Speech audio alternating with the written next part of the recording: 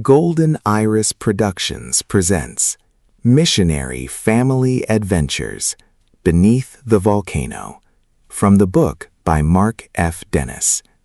Introduction. This is the story of an American missionary family and their remarkable journey to Japan. It is a story of faith, family, adventure, and growing up between two cultures. It is the story of how an ordinary family from America found themselves living beneath one of the most active volcanoes in the world. The events you are about to hear are not fiction. They are real memories from a childhood spent in the mountains of Japan. They are stories of ocean voyages, mountain trails, train rides, cultural discoveries, and the experiences that shaped an entire family. To understand how we came to live in such an extraordinary place, we begin not in America, but beneath the shadow of a volcano in the Japanese Alps. Historical disclaimer. This series faithfully presents the writings and memories of missionary Dick Dennis. His observations about religion, culture, and society reflect his sincerely held evangelical Christian beliefs during the 1960s. They are presented in their historical context to preserve the authenticity of his family's story and are not intended as commentary on the beliefs of others today. Part 19. Home for the Summer. After another school year, the Dennis children couldn't wait for summer vacation. Home in Karuizawa meant freedom, fresh mountain air, and endless adventures. For the next 3 summers, from 1971 through 1973, life settled into a familiar rhythm, filled with bicycle rides, hiking through the forests, exploring river basins, and discovering new secret places that only adventurous kids could find. Their neighbor Koji had recently started a carpentry business building homes around Karuizawa. He offered 11-year-old Mark a part-time job. Mark was too young for the heavy construction work, so he became the crew's gopher, running errands and helping wherever he could. Although the work was simple, it gave him his first taste of earning a paycheck. Another opportunity came from Bill, one of Dick's close missionary friends who lived near the base of Tigard's Mountain. Bill was building custom kitchen cabinets and invited Mark to help. Between Koji's construction jobs and Bill's woodworking shop, Mark spent much of the summer learning practical skills while earning spending money and staying busy, just as his father had hoped. A third summer job. During the summer, Mark also worked as a parking attendant at the Union Church. The church sat beside the popular Karuizawa tennis courts, where parking was always in short supply. Visitors paid a small parking fee, and each driver also received Christian tracts and literature. Mark took turns with other missionary kids collecting fees, handing out tickets, and greeting the steady stream of visitors. The first month of summer was slow. Japan's rainy season kept most tourists away, and Mark spent long hours sitting in the parking booth with very little to do. But as the weather improved, families from Tokyo and other large cities escaped the summer heat by traveling to the cool mountain resort of Karuizawa. Before long, every parking space was filled almost every day. Royal visitors. Each summer, Crown Prince Akihito and Princess Michiko returned to Karuizawa to play tennis. It was here that they had first met in 1957, and visiting the town became a cherished family tradition. On the mornings they were expected, police officers arrived on white Honda motorcycles and reserved nearly half the parking lot before the royal motorcade rolled in. As Mark worked the parking lot, he often watched the royal motorcade drive past.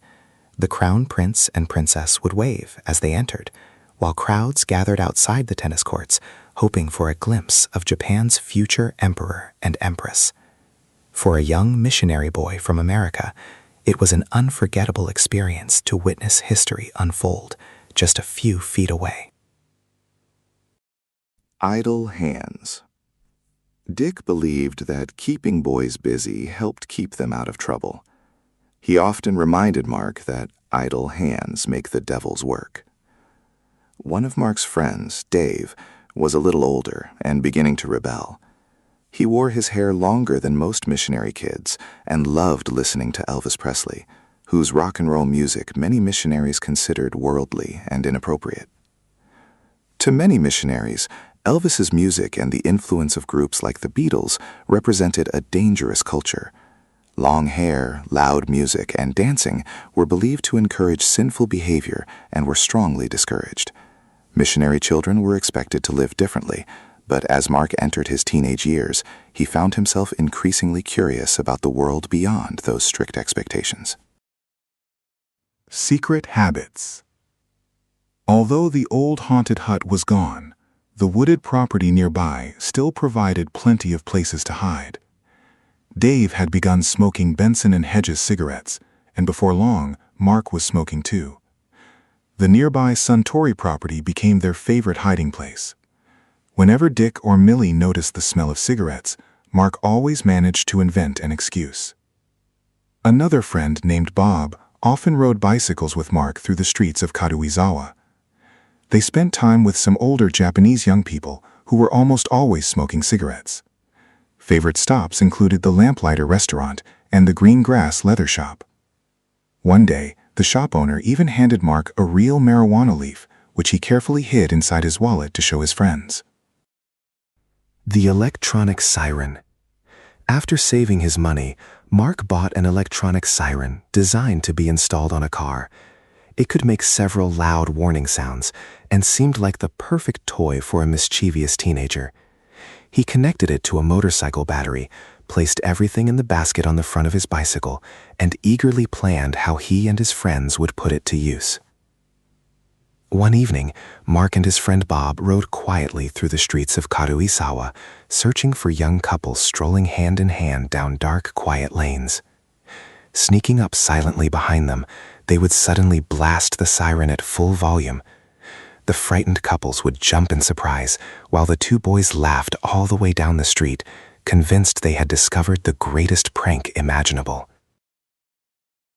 Part 20. Off to Lake Nojiri. As Mark reached 13 years of age, his adventures grew even bigger. He and his friends occasionally hitchhiked north to beautiful Lake Nojiri near Nagano. During the winter, he had visited the area with his parents for skiing, but summer offered entirely new opportunities for swimming, sailing, camping, and spending time with other missionary kids away from home. On Mark's first trip to Lake Nojiri, he traveled with his friend Bob. Arriving late that evening with nowhere to stay, Bob suggested they sneak into the chapel across from the boathouse and sleep on the balcony pews. As they entered, they unexpectedly interrupted a pair of older missionary kids alone together on the stage, leaving the two younger boys both surprised and embarrassed. Later that night, Mark and Bob wandered down to the boathouse where dozens of missionary kids had gathered for a party. Loud music filled the building as teenagers danced, smoked cigarettes, and drank alcohol. Some even climbed into the rafters to smoke marijuana. Graffiti covered the walls with slogans that reflected a rebellious spirit very different from the strict missionary homes many of them had grown up in. Stranded on the lake. The next morning, despite feeling the effects of the night before, Mark rented a Hobie Cat sailboat and headed out across Lake Nojiri. Before long, the wind completely disappeared, leaving him stranded in the middle of the lake. With no breeze to fill the sails, he spent nearly an hour paddling several miles back using only his hands. Without wearing a shirt, Mark became badly sunburned during the long trip back across the lake. The ride home was even worse. Hitchhiking on trucks back to Karuizawa while suffering from a painful sunburn made for a miserable journey. What had begun as an exciting adventure ended with a lesson he would not soon forget. A day at the beach. Although the dentist family lived high in the mountains, they occasionally drove west to the fishing village of Kashiwazaki on the coast of the Sea of Japan.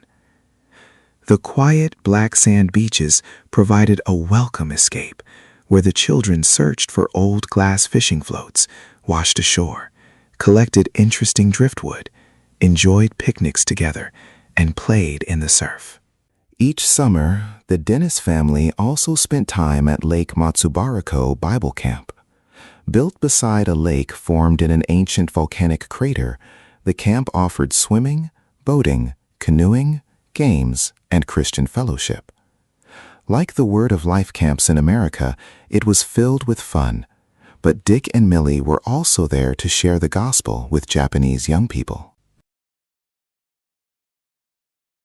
Motorcycle trip to Nagoya.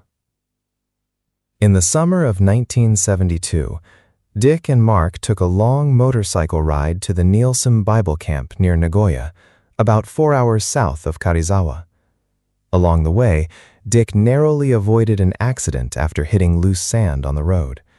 Later, they discovered a melon lying in the roadway, stopped for a well-earned break, and shared it together before continuing their memorable journey through Japan. Grandparents visit Japan. In April of 1972, the Dennis family welcomed some very special visitors. Mark's grandparents and his Aunt Sharon traveled all the way from the United States to spend 2 weeks with them in Japan. It was their first opportunity to experience the country where Dick and Millie had devoted their lives as missionaries, and the family eagerly showed them many of the sights around Karuizawa. Among the places they visited were Shiraito Falls, the lava beds of Mount Asama, and the memorial marking the village destroyed by the Great Eruption of 1783. Thousands of people had perished beneath the lava, much like the victims of Pompeii. They also visited the Asama Museum, where the geological history of the volcano and its devastating eruptions was preserved. The family also toured many of Tokyo's famous landmarks, including Meiji Shrine, Tokyo Tower, and the Imperial Palace. Back in the mountains, they relaxed at Hoshino Onsen, visited traditional Japanese villages with their thatched roof homes, and enjoyed authentic Japanese meals prepared by Millie. The trip left the grandparents with memories they would treasure for the rest of their lives. To be continued. Memoirs of a Missionary, Bringing True Light to the Land of the Rising Sun, tells the story of my father, Dick Dennis, and his decades of missionary service in Japan. Drawing from his journals, prayer letters, and personal memories, the book records the challenges, victories, and everyday experiences of sharing the gospel while living among the Japanese people. Many of the events presented throughout this series are drawn from these first-hand accounts. If you would like to explore the story in greater detail, simply scan the QR code or visit the book on Amazon. Thank you for watching. If you enjoyed this presentation, please take a moment to like, subscribe, and share this video with others. For more content, visit my 2 YouTube channels. Mark F. Dennis at Golden Iris Knowledge Quest, where we explore physics, cosmology, science, and emerging ideas about the structure of the universe. And Mark F. Dennis at Golden Iris Religion Quest, where we examine religion, spirituality, biblical studies, Jewish mysticism, and the history of religious thought. Your support helps these channels continue to grow and allows me to create more presentations, books, and educational content. Thank you again for watching, and I look forward to seeing you in the next video.